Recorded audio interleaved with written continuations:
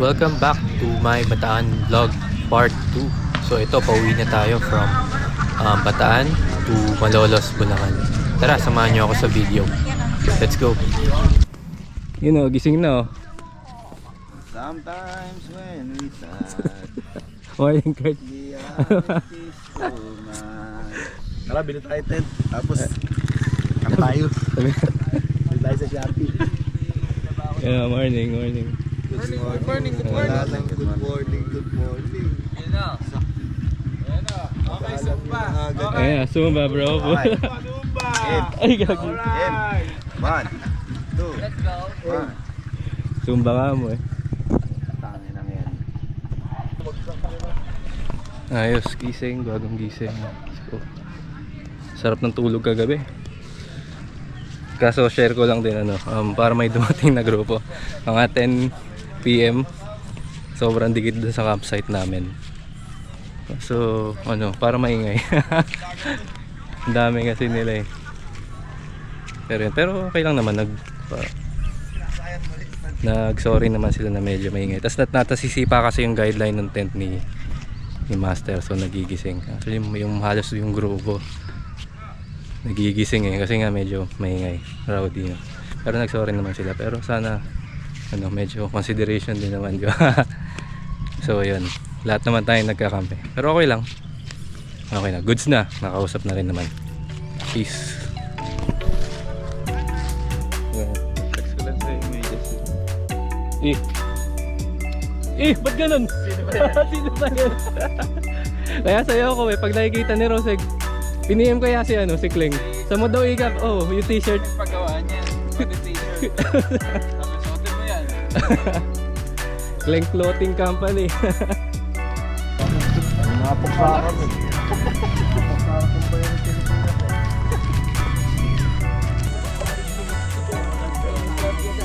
Boys, enjoy. Ingat kayo mamaya. Ay pare, thank you lo. Ikaw, dahan-dahan. Huwag mong galingan pa ah. Master Dave. Sarap naman at tulog mo.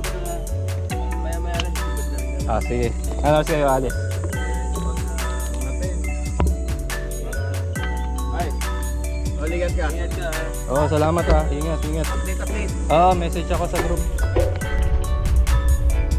Okay, homebound tayo. Galing Bagak. Homebound. Malolos na tayo tubig. Tapos, labas ng lona po. Tapos, Nalupian. San Fernando. Tamang chill lang. Tamang chill ride lang tayo. Ewan nang kumarga. Bali, ang goal lang pala natin dito is makauwi tayo ng Bulacan bago mag-dilim, no? Para mas safe lang din. Kaya yun din, kaya maaga rin akong umuwi eh. Yun, good morning. Kakalis lang natin dun sa beach. Morong bound tayo, tapos SBMA. Pauwi tayo ng Malolos ngayon. So kakasibat ko lang galing sa grupo natin na naka-bike camp ngayon sa Bagak, Bataan. Shoutout Mutual Friends Cycling Party, kay Pedal Glory, kay Tires and Surface, Sunny Side Up, Stray Specialty Coffee. Nagapangin lang natin to. Chill lang pauwi, ayokong kumarga. Gusto ko i-enjoy yung view. Ang ganda ang sariwa pa ng hangin. Paakyat, Bagak pa lang to, papunta ng Morong. Ahon.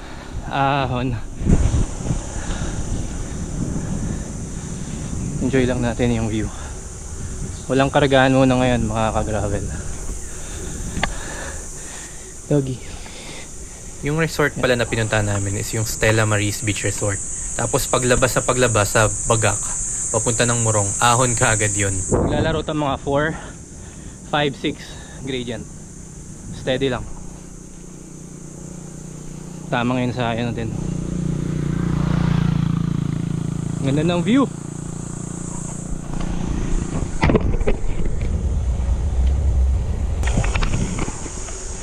Shucks, major climb yata ito. Mga matarik. Let's go. Try tayo hindi tumukod. Dito sa parte na to, medyo banayot pa yung ahon dito. So yan, unti-unti na yan umahon.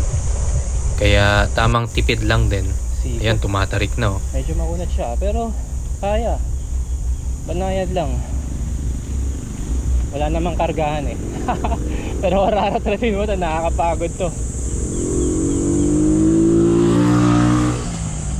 Ito, sakto lang. Tamang zone 2 lang. Spinning. Yan, may solid siko. Paakyat. Ilang elevation na natin? 104 elevation, 6% gradient. Mas mahirap yung ahon sa from Balanga to from Pilar to Bagak. Or kasi hindi pa kasi tapos to. Baka mamaya may mas makunat. Ay, good morning. Ali ahon. Tanaw nyo pa ba yung dulo? Ahon pa rin yun eh. Sabi ng mga bata, mga hanggang Morong Arco na daw to. So tansya ko mga 2 kilometer pa na puro ahon. Mahaba din pala.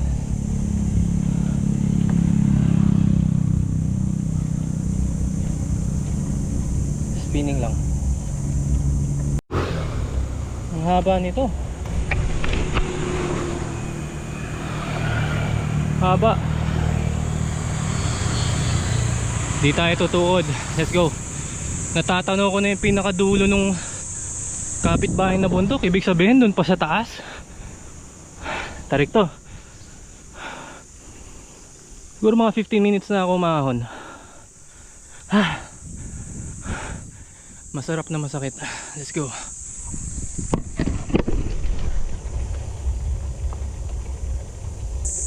Maganda lang dito, maraming puno. Saka ramdam mo na napakalinis ng hangin. Tatahimik ako. Pakinggan nyo yung mga kuliglig.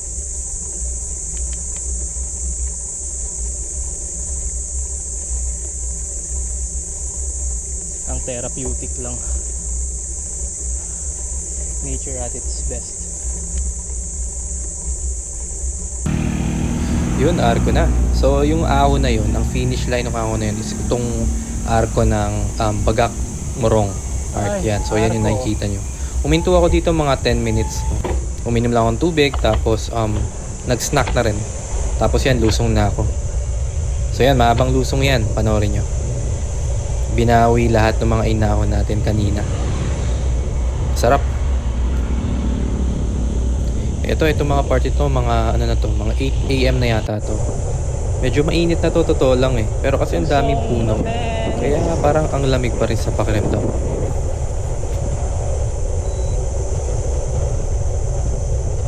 Mukhang dito rin nag-e-ensayo yung mga ka-gravel natin na taga-Bataan ah. Grabe, ang ganda dito. Kung pinanay-panay mo to, ang lupit mo na sa ahon. Bukod pala sa mga puno, saka malamig, magaganda rin yung mga daan dito. Ayan o, kitang-kita nyo. Ang ganda ng pagkaka-asphalto. Kaya ang sarap baikan. Wala akong naalala na may lubak dyan. Kaya nakakakampante lumusong. Shoutout ko na rin pala ulit si Pedal Glory. Thanks sa Cycling Cup napasponsor. Saka shoutout ko na rin si Attack Lifestyle para doon sa dry fit ko. Ayan, tamang ahon lang. Paahon na yan ng Bataan Nuclear Power Plant. No? So may tambayan yan. Pero ito, nirekta ko na. Morong Kaya hintayin nyo na lang. Morong Bataan.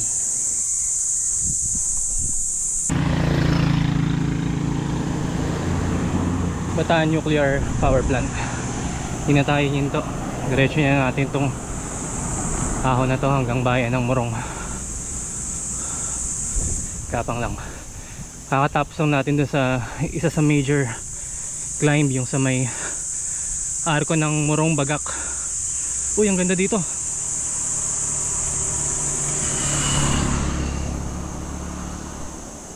Banayad lang. Dito huminto ako dito saglit eh. Siguro mga 3 minutes. Parang in-appreciate ko lang yung Ganda. yung lugar. Ang ganda eh, tingnan nyo. Tapos yan, lusong ulit. Tinignan ko na rin pala, tapos may nakita akong 7-Eleven dun sa may Morong. So huminto ako dun. So ito, sa parte na to, kakagaling ko lang sa 7-Eleven, nag-refill ako ng Pocari, ng tubig, bumili na rin ng mga power bars para yan, para dire-diretso na ulit ako papuntang Subic. So yan yung first view ko ulit ng Kapatagan. Yan may palayan, no. Tapos yung bundok sa malayo, yan yung inaon natin. Ayos. Morong SBMA Road na tayo. Kakalagpas lang natin ng bayan ng Morong mga 5 minutes ago. Eto, maganda yung ahon dito. Parang mga 1%, 2% lang. Sana hanggang ganun lang, hanggang SBMA. Pero tingin ko hindi eh. May mga ahon din dyan. Naalala ko na dala ko yung family ko na kotse papuntang Subic. May mga ahon doon. So hindi ko sure dito kasi kakapasok ko pa lang ng daan. Let's go. Ayun o, ahon. Naku.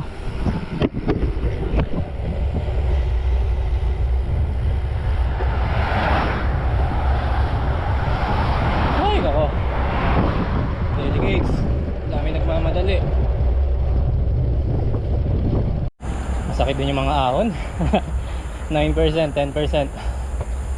Tamang chill lang.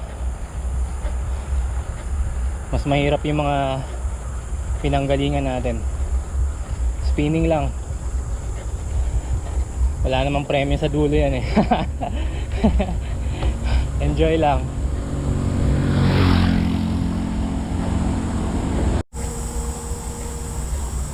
Ahon din pala dito. Max 10% gradient so far. Ganda ng Bataan Loop na to. Well, half Bataan Loop. Talagang ensayo sa ahon to. Andi ahon pa rin. Sarap. Okay, lusong. Sarap ng hangin. Pag nasa ilalim ka ng puno, kahit anong init, tapos umiihip yung hangin, ang lamig. Sarap. Time check 10 AM. Malapit na tayo sa SBMA. Doon na tayo kakain. Naghanap ako ng maayos na kainan doon. Deserve ko naman yata. Okay, ahon pa. Ahon. Sarap. Uy, ang ganda ng view. Kaso alanganin ng minto. Uy, ganda ng view. Kaso lusong. Okay, magkakaanggulo rin tayo dyan. Ganda ng view mga gravel. Kaso lusong. Nintuan ko, ang ganda talaga. Tingin. Tingin. Go. Ganda, lods oh. Nakikita nyo ba yung dagat? Ayun oh. Ganda. Tapos lusong na rin to. Ang kunat din pala nung inahon ko kanina. Go. Sa mga nagtatanong pala, so yan lang yung dala ko dyan sa bike camp na yan. Yung burrito bag na yan, yung sa saddle seat. So yan, isang upuan na pang camping saka mga damit ko na dry fit. Diyan na rin yung mga power bank, yung mga cables ko, sa mga konting pagkain. Pero totoo lang ang kwento niyan. Dapat isang araw lang eh, parang pagdating ko ng resort, tapos uwi na rin kagad ako. Kaya medyo kulang din yung dala ko. Pero buti lang napairam ako ng tools, saka nandiyan si Master para tulungan ako dun sa natulugan ko. Kaya umabot ako kinabukasan. Shoutout sa lahat, lalo sa iyo Master, Tires and Service. Thank you. Ayos. Pumpasa tayo dun sa Paway. Dalawa kasi yung daan eh. Yung isa para mas malapad na daan pero mas mahaba. Yung isa naman madaming ahon, mas manipis yung daan, parang one lane pero maganda naman. Yun yung dinaanan natin ngayon, yung Morong to SBMA. Malapit na to sa may bandang Subic Safari. Tapos SBMA na. Ang init, totoo lang. Okay yan. Hinto na lang kapag overheat. Or before mag-overheat. Ayoko mag-overheat.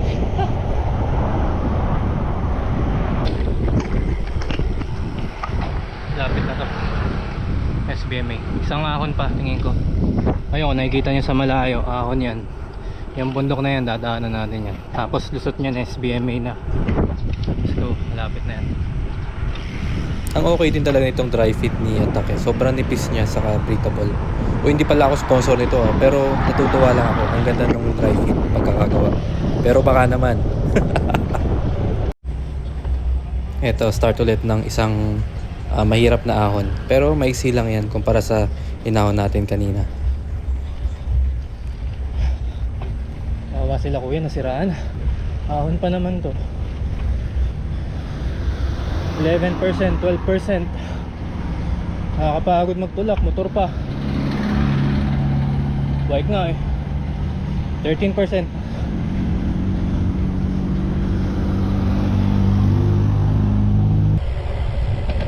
Sabi ni nanay, last na lang daw to, tas puro lusong na. Ayos.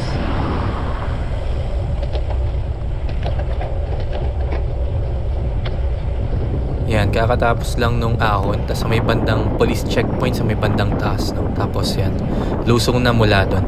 Meron mga tambayan doon ng mga nagbabike tingin ko eh. So okay na stop over yun.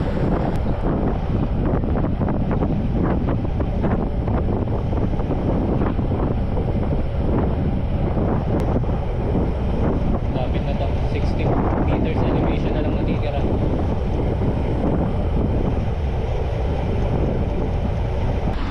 SBMA. Ito na yung gate. Papasok na tayo ng Freeport zone.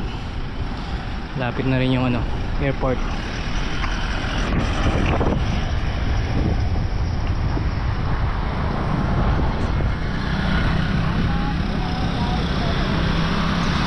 Shoutout kila kuya. Ingat kayo sa ride nyo. So dito pala sa SBMA, bawal ang walang helmet dito. Kasi saka ilaw, kailangan ng ilaw. Lapit na. Makakain na. Ito, ginaganaan na ako sa parte na to. Kasi bukod sa mainit, malapit na akong makakain. Saka medyo familiar na ako dito sa daan na to.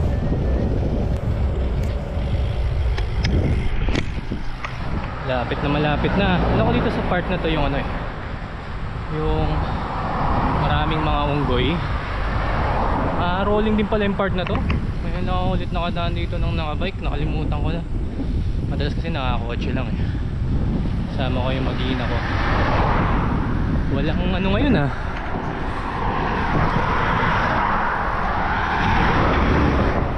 Loko yun Kuha ka sa camera. Anyway, walang mga unggoy ngayon Isa malkulit yung mga yun eh. Ay, ba't kaya may mga motorista pa rin ganun eh, no? Nakita mo na nga na solid yellow. Nature. Saka nakita mo na rin dapat na may siklista sa malayo. So dapat nagbigay or mag-adjust ka man lang. Delikado.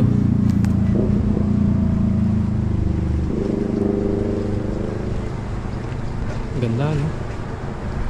Lakas pa ng hangin. Subic na tayo. Ayan, may parang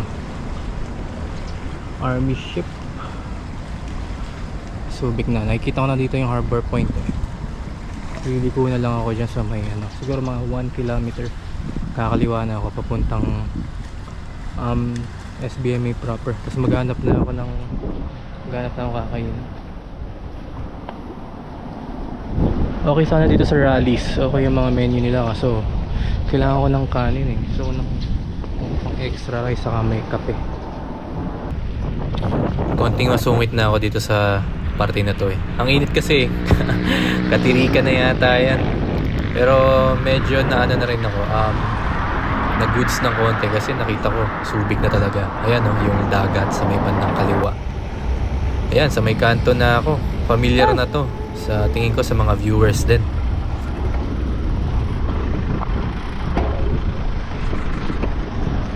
Yes, kanto na ng Subic. Yan yung papuntang ano, expressway. Si Pure Gold. Lapit na to. Sure, pwede kang dumiretso doon, no? May ahon. Kaso kailangan ko maghanap ng kakainan dito sa may bandang Harbor Point. Sa gusto ko ng ano, aircon. Ang init, parang 2 araw ko nakabilad. Lapit na.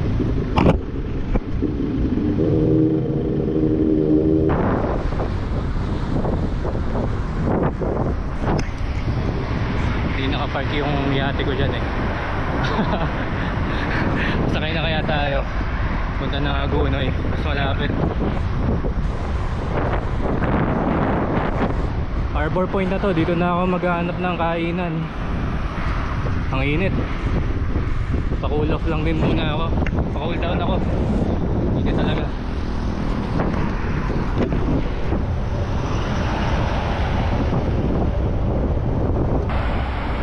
Longga po na to, malapit na. Isang ahon na lang yung ano, papuntang Kalapate. Tapos paglusong doon, dinalupian na.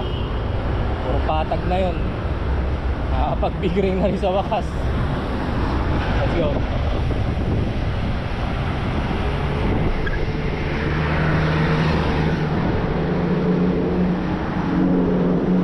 Pakainit. Mga 45 siguro to or more. Eto, sobrang init talaga. Uwing-uwi na ako dito eh. Pero wala tayong magagawa. Kailangan padyakin para ma-meet yung before dark na makauwi na. Yan, ano yung Kalapate. Last ahon na yun. Naglalaro lang sa 5 to 8%. Papanisin mo na lang ngayon kung galing ka ng Subic. Sa yung inaon mo sa Morong, sa Bagak, sa Pilar. Ayan. Kalapate. Lusong na yan, malapit na. Let's go. Kung galing ka ng Olongapo, papunta nitong Kalapate, maiksi lang yung ahon dyan pero mas makunat. Kumpara dito sa nilulusong ko ngayon, kapag galing ka ng Dinalupian, paakyat ng Olongapo dun sa Kalapate, mas mahaba kasi to. Kaya mapapansin dyan, puro lusong ako dyan. Okay. So yan, pinapaspasan ko na. Kahit sobrang init, gusto ko na makauwi. So papunta tayo dun sa may kanto, nung may monument nung na Bataan, yung soldier, sa may Dinalupihan. Doon sa may 7-Eleven, sa kanto na yun. Technically, that completes yung Bataan half loop. No? So yun din yung nasa vlog part 1 ko. Lapit na. Hindi nyo lang nakikita sa video, pero sa may bandang right side niyan, matatanaw nyo yung Esitex. Yun, sa wakas natapos na yung mga ahon saka mga lusong. Kaya eto na. Let's go na. Pwede nang kumarga.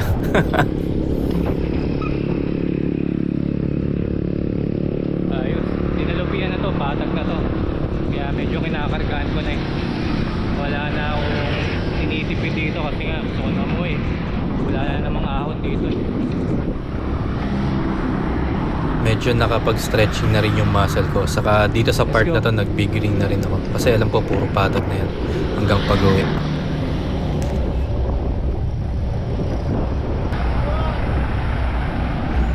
Yes, eto na. Magko-close na yung half Bataan loop natin. Kung makikita nyo sa right side, yan yung 7-Eleven. Dun sa vlog part 1. Diyan kami tumambay. Diyan kami nirefill yung grupo. At ito na yung kanto. Dun sa may World War II na Last Stand Memorial.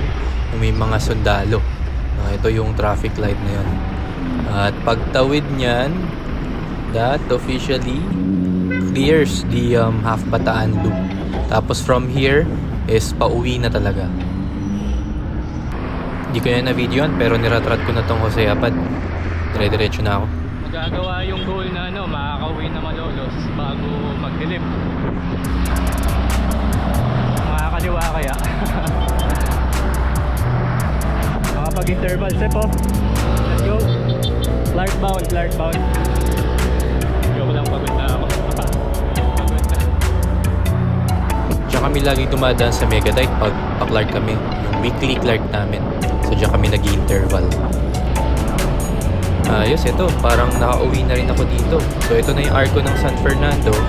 At mga bandang alas 5 na to. Kaya padilim na rin, no? Kaso nalobat na yung GoPro ko. So with that, mga ka-gravel, salamat sa pamanonood. Iwan ko na kayo dito. At again, salamat sa suporta and see you on the next gravel event na nasasalihan natin or the next video. So yung next video natin is yung overland na tracking. Okay, kita-kits!